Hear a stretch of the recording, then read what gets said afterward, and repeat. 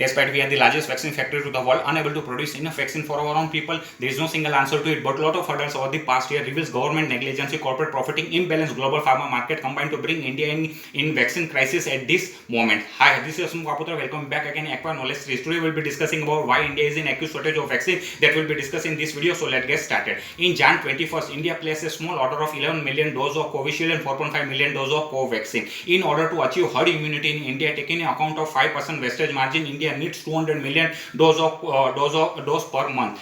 Pandemic has subsided. Lots in India can't expect vaccination to its entire population the way other nations have done it very nicely. During that period of time, Modi declared that India won its battle against COVID-19 successfully. Serum Institute of India has sold its first batch of Covishield vaccine to the government at the rate 240 rupees per dose. In February, India placed another small order of 11 million doses of Covishield and 4.5 million doses of Covaxin. By that time, Poonawalla claimed that he only able to produce 60 million doses per month. India export millions of vaccine to the other country, even though cases are started arising in early March. In March, when UK began to fall in shortage of AstraZeneca vaccine, company import 5 million dose from Serum Institute of India. The whole vaccination drive were struggling at that time. Meanwhile, Poonawalla export more than 29 million doses of Covishield vaccine to the other country. That was more than 10% volume of total 200 million doses per month that Poonawalla committed to deliver in early March, falling behind the schedules.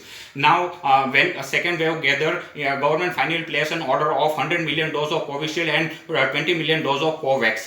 In April, Poonawalla raised a question to the government for $400 million to expand its capacity to expand its capacity to 100 million doses per month to meet India's new order. On one hand, Poonawalla claimed that fire in his campus in early Jan delay vaccine production schedule of Covishield. On the other hand, through one of his company, he has bought a stake of 60% in financial service firm for around $500 million. A week later, he announced an investment of $330 million in UK for research facility. It was totally like blackmailing from Poonawalla. There was a huge public pressure in India. Pandemic was getting worse day by day. Finally, government grant $400 million to Serum Institute of India and $250 million to Bharat Biotech. When Poonawalla was trying to raise his profit margin, government also allowed him to sell directly in corporate sector and private hospital.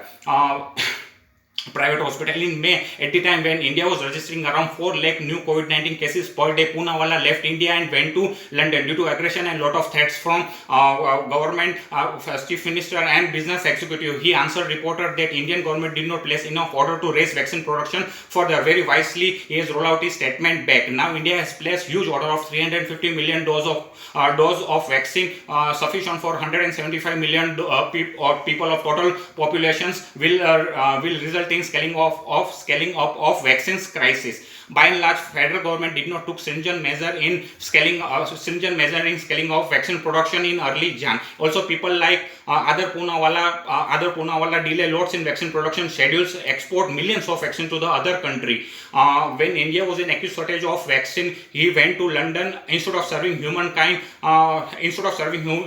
Being an Indian, he was trying to raise his profit margin from government and private sectors. Finally, both Poonawalla and Modi has shown their negligence in vaccine production that led India into devastating vaccine crisis at this moment. Thanks for watching this video. Have a nice time.